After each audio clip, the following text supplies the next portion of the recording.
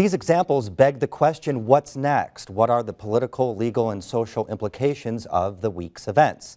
Indiana University political science professor Marjorie Hershey and IU law professor Deborah Whitus join us now to sort all this out. I think, Deborah, we need some kind of concrete example of how Indiana's RFRA law now, what can you do now that the law is in effect? Well, so one thing is churches or other religious nonprofits can still decide that they don't want to provide services to individuals, and they could assert a RFRA defense and a claim that that was unlawful discrimination. For-profit businesses can't do that anymore, but nonprofit religious organizations still can.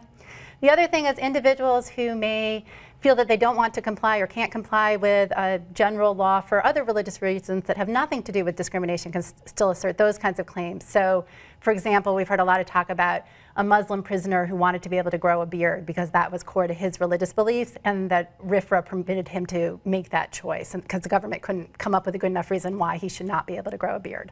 So was this law needed?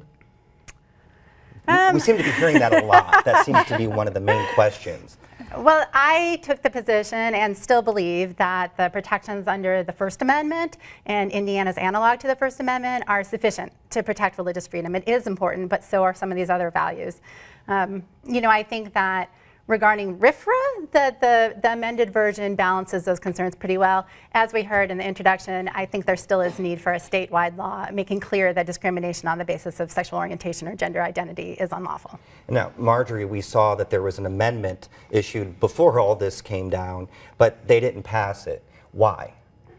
That first time around.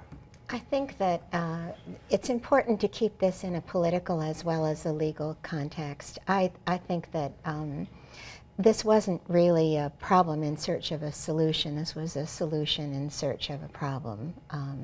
The political issue of same-sex marriage has been a very effective one for some political leaders in generating activism, political contributions to campaigns, and in helping make the careers of some candidates who are particularly attractive to the evangelical segment of the Republican Party.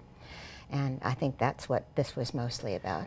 Well, many people were saying that RFRA was being implemented due to the fact that the Supreme Court essentially struck down Indiana's ban on same-sex marriage. But when we asked Governor Pence, or when he was asked at the press conference, here's what he said. Well, I think the more relevant event was the Hobby Lobby case by the Supreme Court,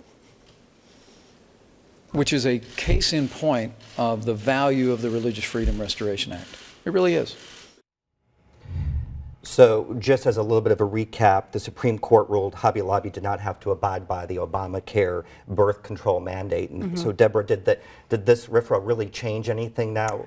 Well, or is it a little bit of both between the Hobby Lobby and that ban on same-sex marriage? Well, I would definitely say it's both in terms of sort of the political reality of what brought it to the fore in Indiana right now.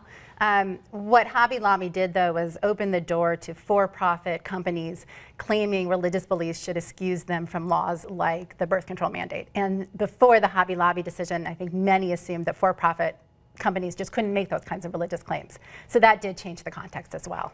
And Marjorie, the governor's really been under a lot of criticism, but he's fired back as well. Where does he go now in terms of being the mayor, or being the governor of Indiana, and then even further political aspirations after that?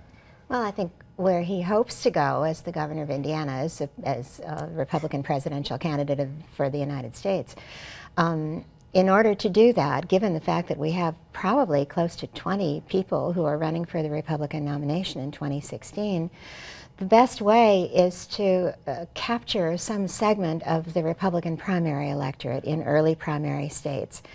Evangelical Christians are a large portion of the Republican primary electorate in the Iowa caucuses, the first in the nation, in the South Carolina primary, which is one of the early primaries. And my sense is that Governor Pence had hoped that this would bring him kind of being seen as a champion of that group. What's happened this week doesn't seem to have been very favorable toward his aims. All right, well, thank you very much for being here. Appreciate your thoughts.